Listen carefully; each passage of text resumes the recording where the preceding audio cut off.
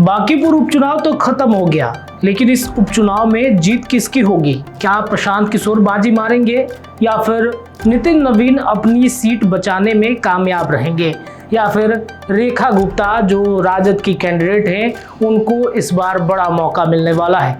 कल की लड़ाई काफी दिलचस्प थी, लेकिन वोटिंग प्रतिशत ने सबको निराश किया है कि आखिरकार बांकीपुर उपचुनाव के इस सीट पर लोगों ने वोट क्यों नहीं किया। क्या कैंडिडेट बदलने की वजह से नाराजगी रही? क्या जो भाजपा का रवैया रह रहा है इन दिनों, चाहे नीट पेपर लीक के खिलाफ छात्रों पर हुए लाठीचार्ज का मामला हो या कई तरह की जो परिस्थितियां बनी हैं इन दिनों बिहार में, उससे नाराजगी की बात है, या नितिन नवीन के न रहने की वजह से लोग नाराज चल रहे हैं? आखिरकार वोटिंग प्रतिशत अचानक से इतना क्यों गिरा है?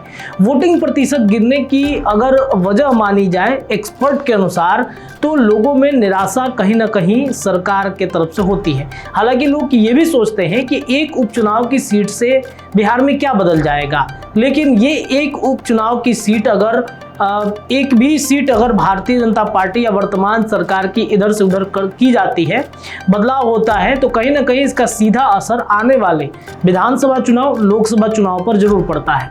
ऐसे में क्या प्रशांत किशोर बाजी मार जाएंगे? कल दिन भर की तस्वीर लगातार हमने आपको ग्राउंड जीरो से दिखाई है। कल रात में मैंने आपको बताया भी कि आखिरकार किसका पलड़ा भारी पड़ रहा है। जेएनजीज जो है उम्मीदवारों को कैसे देख रहे हैं, इसके अलावा जो बांकीपुर के स्थानीय मतदाता हैं वो किस तरीके से विकास कार्यों को देख रहे हैं। नितिन नवीन के, नीरज सिन्हा नए उम्मीदवार भाजपा के बने तो उनको कैसे देख रहे हैं, इन तमाम चीज़ों पर मैंने एक एनालिसिस किया। लेकिन अब जो है अलग अलग जो सर्वे होते हैं, जो एग्जिट पोल निकाले जाते हैं, वो एग्जिट पोल आपके सामने आ चुका है। उन तस्वीरों को आपके स्क्रीन पर हम रख रहे हैं। सबसे पहले जनमत का जो पोल है वो किसे जिता रहा है आप देख लीजिए। तो जनमत का जो पोल है वो राष्ट्रीय जनता दल को अनुमानित वोट रेंज में दे रहा है 11,000 से 13,000, संभावित वोट परसेंट 9 से 10%, बीजेपी को 44,000 से 49,000, 34 से 36% वोट परसेंट। लेकिन जनसुराज को 66 से 71,000 वोट दे रहा है, यानी कि इसमें जनसुराज की जीत बताई जा रही है। हालांकि ये पोल जो है वो स्वतंत्र एग्जिट पोल अनुमान है, अंतिम परिणाम चुनाव आयोग द्वारा घोषित परिणामों की होगी।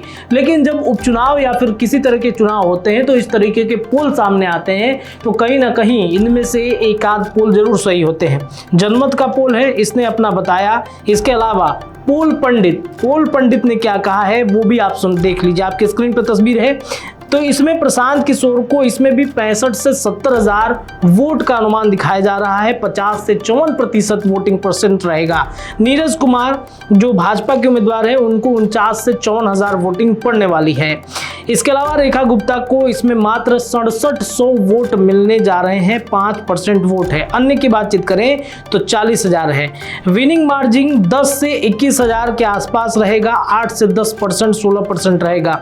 टोटल वोटिंग हुआ है, टोटल वोटिंग 3,79,616 वोट, टर्नआउट 1,30,000, 34% है। तो ये जनपोल पंडित का है। दूसरी तरफ आप जाइए कि एक तरफ आपको बताएं कि बांकीपुर उपचुनाव एग्जिट पोल 182 का अगर बातचीत करें तो जो विधानसभा है, नमूना आकार सैंपल साइज है, साक्षात्कार की विधि कंप्यूटर सहायता प्राप्त टेलीप्रॉम्प्टर का है, तो इस तरीके से इसमें कुल मतदाता 3,79,740 हैं। पुरुषों की संख्या 2 लाख के करीब है, महिला की संख्या 1,80,000 के करीब है।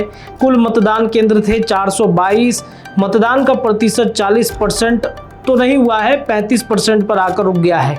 कुल उम्मीदवार 25 थे और इसमें जो आपको बताया कि इसमें जो दिया गया है उसमें भाजपा के नीरज कुमार को 38 से 43% वोटिंग परसेंट दी गई है। इसके अलावा आपको बताएं कि रेखा गुप्ता को 8 से 13% दिया गया है। जनसुराज के प्रशांत किशोर को 40 से 45% वोटिंग प्रतिशत दिया गया है।